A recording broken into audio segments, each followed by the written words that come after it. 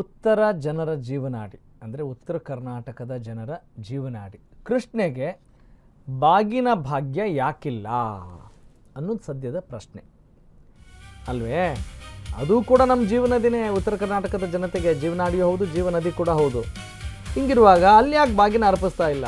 ಜೀವನದಿ ಕಾವೇರಿ ಅಷ್ಟೇ ಗೌರವ ಕೃಷ್ಣೆಗೂ ಕೂಡ ಕೊಡಲಿ. ಯಾಕೆ ಬರೀ ಕಾವೇರಿ ಬಗ್ಗೆ ಅಷ್ಟೇ ಸದ್ದಾಗ್ತಾ ಇದೆ, ಉತ್ತರ ಕರ್ನಾಟಕದಲ್ಲಿ ಯಾಕೆ ಆಗ್ತಾ ಇಲ್ಲ?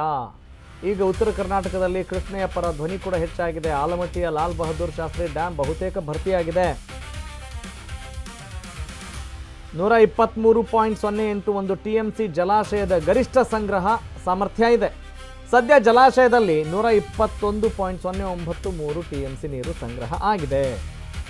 KPCL ಮೂಲಕ 20,000 ಕ್ಯೂಸೆಕ್ ನೀರು ನದಿಗೆ ಬಿಡುಗಡೆ ಕೂಡ ಮಾಡಲಾಗ್ತಾ ಇದೆ. ಹೊರಹರಿವು ಸ್ಥಗಿತಗೊಳಿಸಿದರೆ ಶೀಘ್ರದಲ್ಲೇ ಗರಿಷ್ಠ ಮಟ್ಟ ತಲುಪುವ ಎಲ್ಲ ಸಾಧ್ಯತೆಗಳಿದ್ದಾವೆ. ಹಾಗಾಗಿ ಬೇಗ ಬಾಗಿನ ಅರ್ಪಿಸಲು ದಿನಾಂಕ ನಿಗದಿಪಡಿಸುವಂತೆ ಆಗ್ರಹಿಸಲಾಗ್ತಾ ಇದೆ. ಎಲ್ಲಿಂದ? ಉತ್ತರ ಕರ್ನಾಟಕದ ವತಿಯಿಂದ, ಅಂದರೆ ಕೃಷ್ಣಾ ಕಣಿವೆ ರೈತ ಹಿತರಕ್ಷಣಾ ಸಮಿತಿಯಿಂದ ಮನವಿ ಮಾಡಲಾಗ್ತಾ ಇದೆ. This is the point. ನಿಜ ಅಲ್ವೇನ್ರಿ? ಯಾಕೆ ತಾರತಮ್ಯ ಮಾಡ್ತೀರಿ ಅನ್ನೋ ಒಂದು ಪ್ರಶ್ನೆ ಕೂಡ ಇದೆ. ಜೀವನದಿ ಕಾವೇರಿ ಅಷ್ಟೇ ಗೌರವ ಕೃಷ್ಣೆಗೆ ಕೂಡ ಕೊಡಲಿ. ಹೌದು, ದಕ್ಷಿಣ ಕರ್ನಾಟಕ ಉತ್ತರ ಕರ್ನಾಟಕ ಅಂತ ಭೇದ ಭಾವ ಬರ್ತಾ ಇದೆಯಾ? ಕಾವೇರಿ ಬೇರೆ ಅಲ್ಲ, ಕೃಷ್ಣೆ ಬೇರೆ ಅಲ್ಲ. ಗೌರವ, ಪೂಜನೀಯ ಸಾಮರ್ಥ್ಯ, ಪೂಜನೀಯ ಸ್ಥಾನವನ್ನು ಆಕೆಗೂ ಕೊಡಬೇಕು, ಆ ನದಿಗೂ ಕೊಡಬೇಕು, ನಮ್ಮ ಭಾಗಕ್ಕೂ ಕೊಡಬೇಕು ಅಂತ ಅದರ ಅರ್ಥ. ಉತ್ತರ ಕರ್ನಾಟಕದ ಜನತೆಯ ಅಭಿವೃದ್ಧಿ ಮರೀಚಿಕೆ ಆಗ್ತಾ ಇದೆ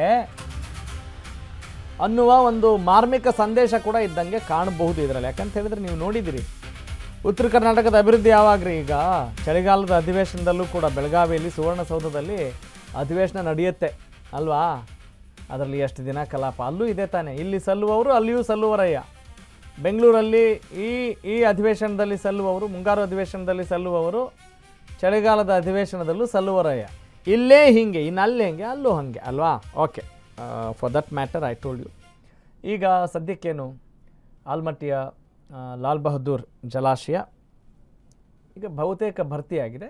ಬಾಗಿನಕ್ಕೆ ಸಂಬಂಧಪಟ್ಟ ಹಾಗೆ ಅಲ್ಲಿಯ ಹಿತರಕ್ಷಣಾ ಸಮಿತಿ ಒಂದು ಆಗ್ರಹ ಮಾಡ್ತಾ ಇದೆ, ಬೇಗಪ್ಪ ಯಾಕೆ ಬಾಗಿನ ಅರ್ಪಿಸುವಂಥ ಕೆಲಸ ಯಾಕೆ ಆಗ್ತಾ ಇಲ್ಲ? ಯಾಕೆ ನಿಮಗೆ ಕೃಷ್ಣೆ ಕಾಣ್ತಾ ಇಲ್ವಾ? ನಮ್ಮ ಜೀವನಾಡಿ ಅಲ್ವಾ, ಜೀವನದಿ ಅಲ್ವಾ, ಕಾವೇರಿ ಅಷ್ಟೇ? ನಾನು ಒಂದು ಸಣ್ಣ ಪ್ರಶ್ನೆ ಬಂದೇ ಬರುತ್ತೆ, ಸಣ್ಣದಲ್ಲ ಇದು, ದೊಡ್ಡ ಪ್ರಶ್ನೆ ಕೂಡ ಆಗಿದೆ ಅಲ್ವೇ?